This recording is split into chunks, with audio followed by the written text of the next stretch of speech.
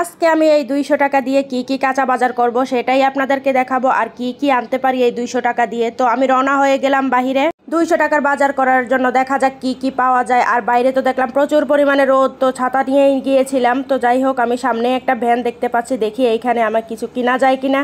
তো মামাও দেখছিলাম ভ্যান গুছাচ্ছিল, উনি বিক্রি করতে যাবে, এখনো শুরু করেনি, সবকিছুই গুছাই নিচ্ছিল। তো মামারে বললাম, মামা একটা লাউ দেন। লাউ কত করে? বলে 40 টাকা। আফা লাউ দারুণ সিদ্ধ হইব। তো তার কথা মতোই আমি নিলাম, কিন্তু ওনার কাছে ভাঙতি ছিল না। তো ভাবলাম যে আমরা যে বাকির দোকান থেকে আমি আজকে ডিমটা নিয়ে যাব, কারণ ডিমের টাকা আমি আনি নাই। তো ডিম নিতে আইসা এদিক দিয়ে দেখেন চালের বস্তার চালগুলো ধরতেছিলাম। আর লোকেরা মনে হয় এই জন্যই সামনে চালের বস্তাগুলো রাখে, যাতে আমরা কাস্টমাররা এসে টাইম পাস করতে পারি। তো আমি এদিক দিয়ে ডিমগুলো নিয়ে নিলাম। আর এইখানে দেখলাম মিষ্টি কুমড়া, এক চিলতা মিষ্টি কুমড়া আমি 20 টাকা করে নিয়ে নিলাম। এইখানেও সেম অবস্থা, ভাঙতি ছিল না। শাহগোলা মামা আমাকে ভাঙতি দিয়ে দিল। আর এইখানে আসলাম বুড়া নানার দোকানে। এইখানে এসে আমি মুসুরের ডাল নিলাম আর বুটের ডাল দিলাম অল্প পরিমাণে।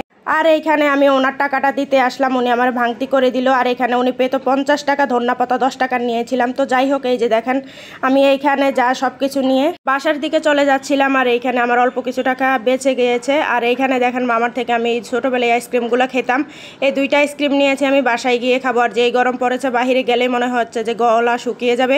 তো এইখানে দেখেন এই নারকেলের আইসক্রিমগুলো ছোটোবেলায় অনেক খেতাম স্কুলে। তো এইখানে আমার এই যে 50 টাকা আর 5 টাকা 55 টাকা বেঁচে গিয়েছে। আর এখানে আমি মিষ্টি কুমড়া, মসুরের ডাল আর ডিম উনি প্যাকেটে করে বিক্রি করে। এখানে 30 টাকার মসুরের ডাল আর 25 টাকার বুটের ডাল আর এই কচি লাউটা, আর সাথে কি 10 টাকার ধনিয়া পাতা। এই তো আজকের ভিডিওটা ভালো লাগলে লাইক করে দিবেন। আল্লাহ হাফেজ।